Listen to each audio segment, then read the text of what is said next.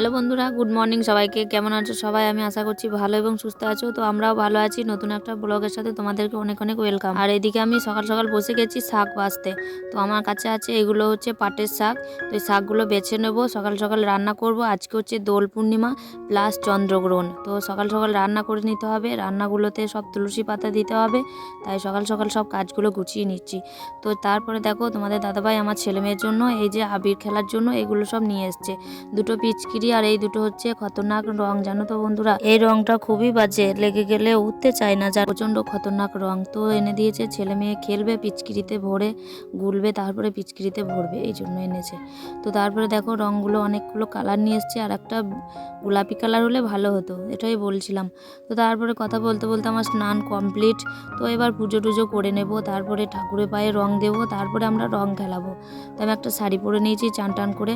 তারপরে আমি প্লেটের মধ্যে রঙগুলো সব সাজিয়ে নিয়েছি, কারণ গোবিন্দকে দিতে হবে, গোবিন্দর চরণে আগে দেবো, তারপরে অন্য কথা। তো তারপরে দেখো আবিরগুলো সব বের করেছি, এবার দেওয়ার পালা। আর তারপরে দেখো আমার ছেলে মেয়েকে বলেছি যে যা তোরা দোকান থেকে সার্ফ নিয়ে আয় আর শ্যাম্পু নিয়ে আয়। তো আমার ছেলে মেয়ে সার্ফ আর শ্যাম্পু নিয়ে এসছে। তো তারপরে দেখো বাইরে দেবো, তাই চলে এসেছি। এই যে দেখো বাইরে দিয়েছি, কত সুন্দর লাগছে তাই না বলো?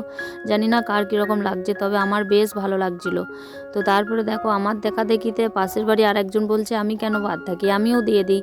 তো তারপরে দেখো ও বসে বসে দিচ্ছে, পাশের বাড়ি একজন। তো আমি বসে আছি দেখছি কিভাবে দিচ্ছে, তো রোদটাও মুখে লাগছে তাই বসে আছি এইভাবে। তো তারপরে দেখো রান্না বসিয়েছি, কাঠে রান্না করছি, আর পিছন দিক থেকে কে একজন এসে আমার মুখে গালে মাথায় সব রং দিয়ে চলে গেছে, জানো তো বন্ধুরা। আমি বলছি এখন দিও না, থাকো, এখন দিতে হয় না, পরে দেবে। বলছে না, কোনো কথা শুনবো না। পাশের বাড়ি আমার মেয়ের বান্ধবীর মা, তো কি আর বলবো, একটা দিন ছাড় আছে। তো তারপরে দেখো এত জ্বালাপোড়া করছে, সব ধুয়েছি, মুখগুলো সব ধুয়ে নিয়েছি, প্রচণ্ড জ্বালাপোড়া করছিল জানো তো বন্ধুরা। আর মাথা প্রচণ্ড ভার হয়ে আছে, আর কড়াইতে মধ্যে পাটের শাক হচ্ছিল। তো তারপরে দেখো আবার একজন দিয়ে চলে গেছে, কি কাণ্ড বলো তো, কি করি বলো। তো একটা দিন ছাড় আছে, আমি বলছি কি আমি আর এখন আর চানই করবো না, আমি এভাবেই থাকবো। তো তারপরে দেখো চান টান করে কমপ্লিট, আমার মুখটা এখন অন্যরকম হয়ে গেছে। তো অনেক বড় একটা বিপদ হয়ে গেছে বন্ধুরা।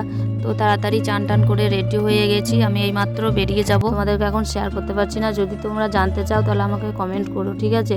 প্রচুর প্রচুর একটা বড় বিপদ হয়ে গেছে। আমি এতক্ষণ হাসি খুশি ছিলাম, আমার মুখটা দেখি বুঝতে পারবে কি হয়েছে। তো আজকে দোল পূর্ণিমার দিনে আমাকে এভাবে কাঁদতে হবে, আমি কল্পনাও করতে পারিনি, জানো তো বন্ধুরা। তো যাই হোক, সবেরই ভগবানের খেলা, এটাই মেনে নিতে হবে। তো যাই হোক, ভিডিওটা যদি ভালো লেগে থাকে তাহলে লাইক করে চ্যানেলটা সাবস্ক্রাইব করে বেল বাটনটা বাজিয়ে দিও।